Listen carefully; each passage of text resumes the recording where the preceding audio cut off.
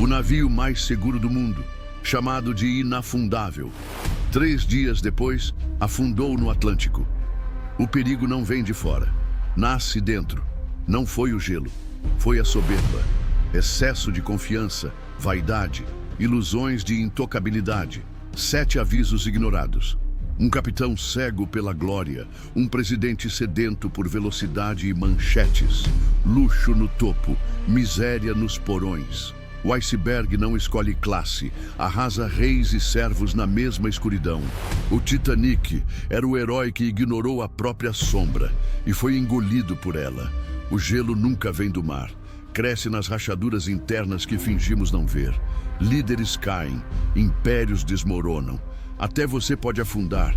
Maquiavel já sabia, a mesma força que já derrubou reis, que já pulverizou impérios e que, se você não perceber a tempo, pode destruir você.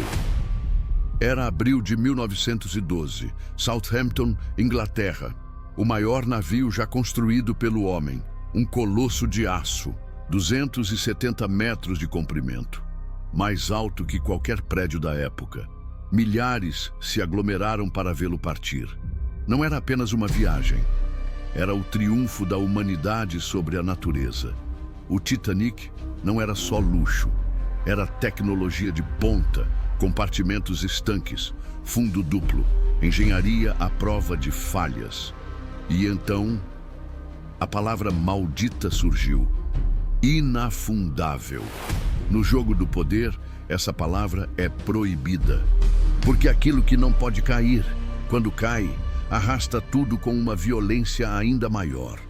O Titanic não era apenas um navio, era um palco, um espelho do mundo. Na primeira classe, milionários, banqueiros, magnatas do aço. Jantares servidos em porcelana fina, cristais cintilando sob lustres dourados. Ostentação não de viagem, mas de poder. Na terceira classe, imigrantes, famílias inteiras em busca de uma vida melhor. Pequenos quartos, pouco espaço, esperanças apertadas em porões de ferro, um microcosmo da própria sociedade. Elites no topo, povos na base, luxo e miséria separados apenas por alguns andares. E aqui está a ironia. O iceberg não escolheu classe. Quando a água entrou, afogou reis e servos na mesma escuridão. Mas o erro mortal não estava no gelo, estava na mente dos homens. Excesso de confiança.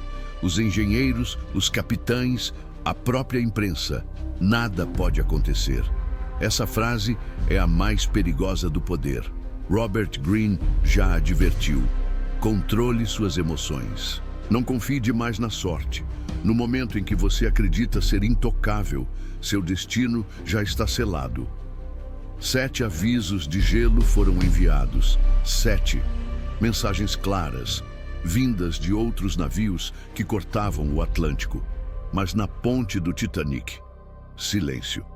A confiança era maior do que a prudência. Bruce Ismay, presidente da companhia, queria velocidade. O navio precisava chegar antes do tempo, precisava de manchetes, precisava de glória. E o capitão cedeu. A vaidade falou mais alto que a razão. O que vemos aqui não é acidente, é padrão. Quantos líderes, políticos, generais e executivos fazem o mesmo? Sacrificam segurança, sacrificam vidas, em troca de uma vitória simbólica. Porque no jogo do poder, a pressa é inimiga mortal. Não vence quem corre mais. Vence quem permanece de pé quando todos os outros já caíram. O jogo não é velocidade, é sobrevivência. Na psicologia de Jung, isso é o arquétipo do herói cego pela própria luz. Aquele que acredita ser invencível, que confunde brilho com eternidade, que só enxerga a glória e se recusa a ver a sombra. O Titanic era esse herói, e como todo herói que recusa a própria escuridão, foi engolido por ela. O navio que nunca afundaria, tremeu. Não foi explosão, não foi estrondo, foi silêncio. Como se o oceano tivesse apenas tocado o casco. Mas o gelo não bateu. O gelo rasgou. Cada centímetro de aço aberto era como o inconsciente reprimido que finalmente emergia. Não era o inimigo externo, era a sombra interna que vinha cobrar o preço. Compartimento após compartimento começou a se encher. E o que parecia pequeno, um detalhe, tornou-se fatal. É assim em todos os impérios, em todas as empresas, em todos os reinos. Não são as grandes explosões que destroem, são as pequenas falhas acumuladas. As rachaduras invisíveis que um dia implodem o sistema inteiro. A bordo, o caos, ordens confusas, corridas nos corredores. E, de repente, uma frase se ergue como moral absoluta: mulheres e crianças primeiro.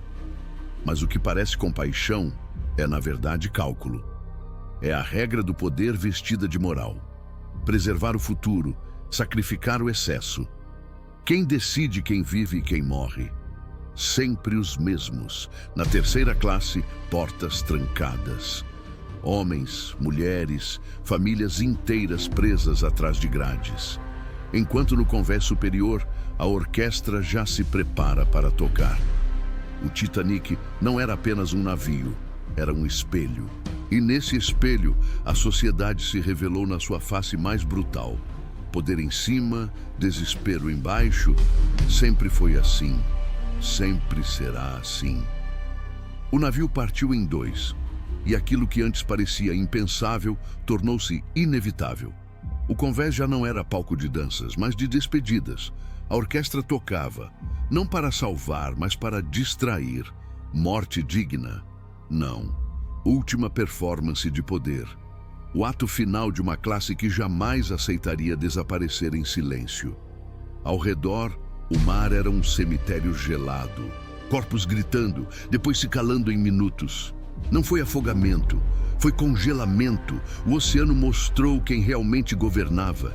E nenhum título, nenhuma fortuna, nenhum sobrenome teve poder diante da natureza. O capitão Smith ficou, não correu, não fugiu, não pediu socorro. Ele morreu com o navio, morreu com o mito e se tornou símbolo eterno da frase que poucos têm coragem de aceitar: quem não sabe recuar é engolido. O Titanic não afundou, ele foi engolido. E junto dele, a ilusão de que o homem havia domado o mundo.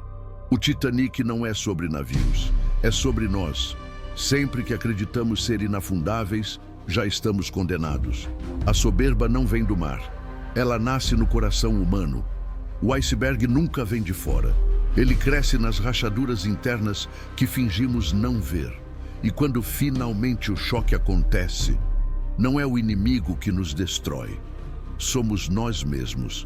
Líderes caem, impérios desmoronam, até você pode afundar. A pergunta é: você sabe reconhecer o seu iceberg antes que seja tarde? Maquiavel já havia avisado, mas poucos ousam ler com atenção. O Príncipe. O link está na descrição. A saída não é para fora, é para dentro. Você já sabe onde está a porta. Agora, entre. Inconsciente obscuro. Inscreva-se.